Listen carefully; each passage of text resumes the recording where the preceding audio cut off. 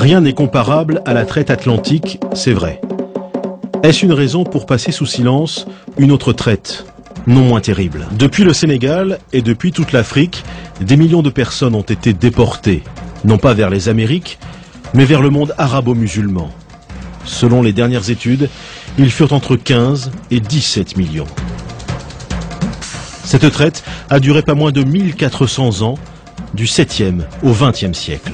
Une traite pourtant réduite à quelques légers pointillés sur la carte de l'UNESCO, alors même que d'éminents historiens travaillent sur cette question. Salah Trabelsi est l'un des meilleurs spécialistes des traites musulmanes. Lui aussi est confronté régulièrement aux effets de l'ignorance. J'ai assisté récemment à un colloque au Maroc et un assistant donc au colloque qui a pris la parole pour dire écoutez, je ne comprends pas qu'on puisse en effet associer donc ou comparer l'esclavage en terre d'islam avec les autres formes d'esclavage, puisque chez nous donc les esclaves ont été toujours bien traités. L'esclavage fut pratiqué depuis la nuit des temps par tous les peuples, égyptiens, romains ou grecs. Mais alors qu'en Occident le christianisme y met fin, le monde arabe, lui, perpétue cette tradition. Au 7e siècle, tout s'accélère avec l'arrivée de l'islam et les conquêtes des troupes musulmanes qui contrôlent rapidement de larges territoires. On sait que justement dès le début de l'islam, la crise ou la pénurie de main-d'œuvre était criante et que là aussi la conquête donc avait aussi comme motif, parmi les motifs de la conquête, il y avait aussi ce besoin de capturer des hommes et d'en faire des esclaves, d'en faire justement une main-d'œuvre donc susceptible d'être engagée dans les différents chantiers donc qui allaient être mis en place. À partir du 7e siècle, dans l'ensemble du monde musulman, les esclaves sont très vite omniprésents. Leur place est même plus importante qu'on ne l'a longtemps pensé, loin des clichés sur les courtisanes ou les serviteurs des sultans. La recherche aujourd'hui montre que les effectifs d'esclaves étaient plus importants et qu'il existait non seulement dans les demeures bourgeoises, mais qu'ils existaient aussi dans les campagnes, et qu'ils étaient employés non seulement en tant que travailleurs domestiques, mais aussi en tant que travailleurs productifs, sans parler de l'armée, etc. Il y a parallèlement à cela une réalité terrible qui est celle des esclaves qui travaillaient dans les mines, des esclaves qui travaillaient dans les chantiers hydrauliques, des esclaves qui travaillaient dans les mines de sel. Avec le développement de l'empire arabo-musulman, la traite s'organise. Comme la traite atlantique, elle est affaire de professionnels. De puissants trusts régissent ce commerce, comme ceux du Caire. Dès le Moyen-Âge et jusqu'au 19e siècle, il existe même un syndicat des négriers qui négocie des commandes publiques avec l'État. Dans un monde musulman où toute la vie est régie par la religion, l'esclavage bien sûr n'y échappe pas. Le Coran recommande, certes, de n'être pas trop dur avec les esclaves, mais il autorise cette pratique. L'esclavage n'est pas justifié du fait de la religion, mais la religion légifère sur l'esclavage. L'essentiel, c'est que c'est une société inégalitaire dans les faits, et cette inégalité est reprise dans les textes et légitimée par les textes, puisque le Coran parle en plusieurs termes des esclaves sans jamais remettre en question leur statut, et le contraire eût été étonnant, parce qu'à l'époque, il était, dans le paradigme de l'époque, il est impossible de penser ces sociétés sans esclavage. En principe, l'islam n'autorise à réduire en esclavage que les non-musulmans. C'est ainsi qu'au cours des siècles, des centaines de milliers d'Européens, probablement 1 million, sont capturés. Mais l'Occident se défend. Comme les esclaves blancs se font rares, les musulmans se tournent de plus en plus vers l'Afrique. En Afrique, de nombreux noirs sont musulmans. Or, on l'a vu, l'islam interdit de réduire en esclavage d'autres musulmans. Cette contradiction va être aisément surmontée. À mesure que le continent noir devient le principal réservoir d'esclaves, se développe un racisme qui justifie l'esclavage, comme dans la traite atlantique en somme. Il faut dire que bien avant que les chercheurs européens de l'anthropologie physique n'élaborent au XIXe siècle les théories raciales et fantaisistes que l'on sait, dans le monde arabe, on avait déjà figé dans le temps et de manière presque irréversible l'infériorité de l'homme nègre. Et cela par des érudits qui étaient respectés et très écoutés comme Ibn Khaldoun. Ibn Khaldoun, grand lettré du XIVe siècle, qui pourtant écrit « Les seuls peuples à accepter l'esclavage sont les nègres », en raison d'un stade inférieur d'humanité, leur place étant plus proche du stade animal. Il est sûr qu'il y a, et là justement j'ai montré qu'il y a beaucoup de qualificatifs, beaucoup toute une vision du noir, de l'esclave, comme un être inférieur, etc. Il y a plusieurs termes en arabe. Pour dire esclave, on dit abd. On va dire ghulam, zinji, on va dire aswad. Alors, ce qui est intéressant, c'est que le terme de aswad veut dire noir.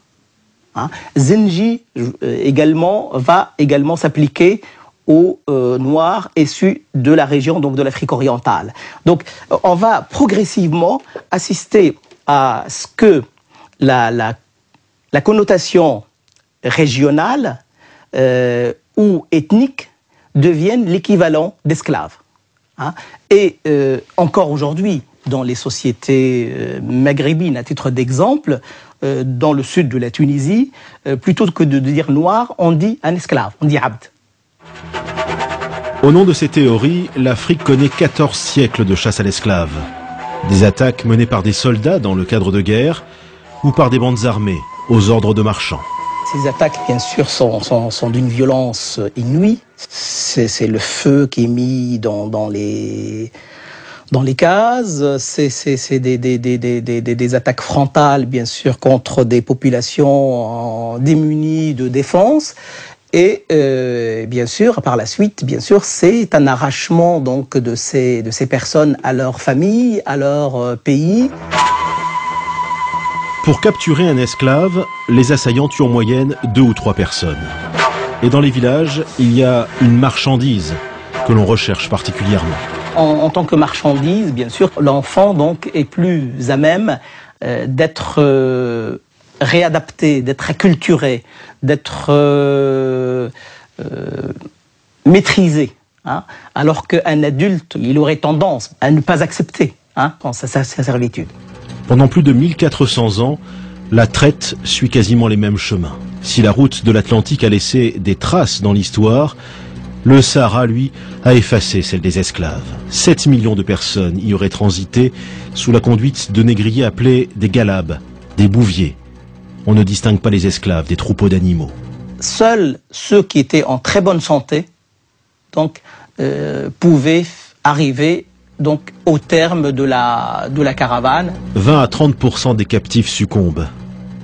Une mortalité qui approche celle de la traite atlantique. Les survivants arrivent vers les marchés aux esclaves du Caire, de Bagdad, d'Istanbul, de la Mecque ou de Tombouctou. Là, une partie d'entre eux subit une terrible opération, la castration. Ce qui est triste à dire, c'est que les ateliers de castration, c'est que la nature de l'opération elle-même est une opération qui, malheureusement, donc, laisse très peu de chance pour l'enfant châtré. Donc, l'espoir de survie de l'enfant sont quand même assez minimes. Les opérations de castration faisaient périr entre 70 et 80%. Ça vous donne une idée du massacre.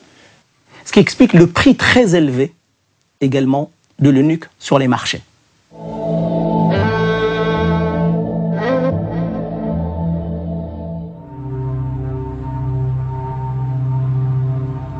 Malgré sa cruauté, la traite orientale a duré jusqu'au début du XXe siècle, sans être remise en cause.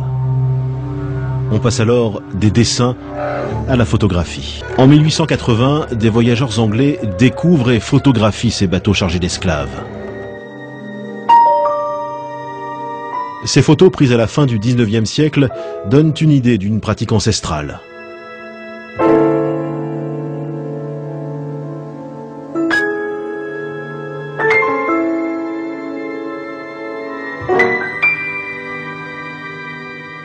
Ce cliché, tout aussi exceptionnel, montre des esclaves au travail, dans une plantation de clous de girofle. En 1830, 100 000 esclaves travaillent dans les plantations de Zanzibar.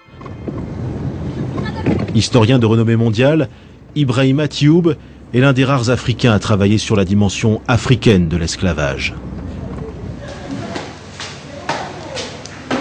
L'un des rares a pointé la responsabilité d'Africains dans les deux traites, orientale et atlantique. Est-ce à dire que les esclaves tombaient du ciel? Il a bien fallu les produire. Il n'y a aucune puissance qui a les ressources ni politiques, ni économiques, ni technologiques pour venir sur les côtes africaines, pénétrer à l'intérieur du continent et qui arrive, qui ramasse les gens dans les villages et les amène pour les exporter. C'est parce que des groupes sociaux africains, des élites africaines ont très bien compris l'avantage qu'ils pouvaient tirer de ce facteur externe qui arrive sur les côtes africaines et servir de relais pour la capture des esclaves, organiser une économie assez efficace qui ne pose aucun problème moral à personne à cette époque. C'est à nous, aujourd'hui, que ça pose des problèmes moraux. L'existence de ces intermédiaires témoigne d'une autre réalité, plus taboue encore, occultée par cette histoire en noir et blanc. Ce secret bien gardé, c'est que la traite était une pratique répandue au sein même des sociétés africaines, bien avant l'arrivée des Occidentaux et des Arabes, et bien après leur départ. Des millions d'Africains ont été réduits en esclavage par d'autres Africains. 14 millions, selon l'historien anglais Patrick Manning. La traite atlantique des esclaves a développé une violence sans précédent dans les sociétés africaines à partir du XVe siècle. Des royaumes prospèrent uniquement autour de l'esclavage, se faisant des guerres perpétuelles pour s'approvisionner en bétail humain. Chez les élites africaines elles-mêmes, dont beaucoup sont musulmanes, le sentiment d'une solidarité avec le monde arabe l'emporte sur l'exigence d'un travail de mémoire. On a l'impression que le grand mal pouvait venir de l'Occident, mais ne pouvait pas venir des voisins musulmans du Nord. Aujourd'hui, les pays d'Afrique du Nord et beaucoup d'autres, du moins et du Proche-Orient, sont devenus très amis avec les pays africains. Alors tout ce beau monde s'arrange sur le dos de l'Occident, mais on a décidé de ne pas rouvrir cette page douloureuse. Il existe toutefois des historiens ou des intellectuels courageux qui ont décidé de regarder l'histoire en face, parfois contre leur propre société. Le professeur Tube est de cela. Un événement l'a marqué, une conférence en 2001 pendant laquelle il a osé sortir des discours convenus et parler de toutes les traites. Quelle a été la réaction de l'auditoire? Dans l'auditoire, il y avait des Européens, il y avait des Africains. J'ai fait exprès de ne pas dire des Blancs et des Noirs. J'aurais pu le dire. Pour moi, les problèmes que je posais étaient des problèmes inodores, incolores et sans saveur, que c'était des banalités et que personne ne s'occuperait de ma communication. La réaction de la salle, en tout cas du côté des Africains, a été d'une violence à laquelle je ne m'attendais pas du tout. Je ne savais pas que c'était aussi chaud et aussi violent. Le sujet que j'abordais, c'était d'une sensibilité, d'une telle sensibilité. Franchement, je n'en étais pas conscient. Mais j'ai senti que dans la salle, il y en a qui se sont levés pour dire que ce que vous racontez, c'est des histoires, vous allez trop vite. Mais je n'ai entendu aucune critique réelle de ma communication, une critique scientifique. Mais ce qui me l'explique, c'est ceci. C'est que quand j'ai terminé mon exposé à Bamako, qu'il y a eu cette réaction violente, mais peu scientifique, mais plutôt réaction épidermique à ma communication, quand je suis sorti de la salle, des Africains sont venus me voir. Ils n'étaient pas très nombreux, mais quand même c'est assez représentatif de quelque chose pour me dire, vous savez, ce que vous dites là, c'est vrai, vous avez raison, qu'on doit explorer cet aspect des choses, mais il ne faut pas le dire devant les Blancs. Et les Européens sont venus me voir, en aparté toujours, pour me dire félicitations, monsieur. Je pense exactement la même chose que vous. Vous êtes très courageux de le dire, mais je n'ose pas le dire parce qu'on va m'accuser de raciste. Après avoir écouté ces deux positions que je comprends très bien, je me suis dit, mais où sont les historiens? Il est grand temps de prendre le taureau par les cornes. Ibrahima Tube raconte sans doute une histoire trop complexe pour une époque qui a besoin de vérités simples. Une époque où la peur rend aveugle. Une peur comme un contre-coup d'une histoire tourmentée dont les plaies ne sont pas refermées.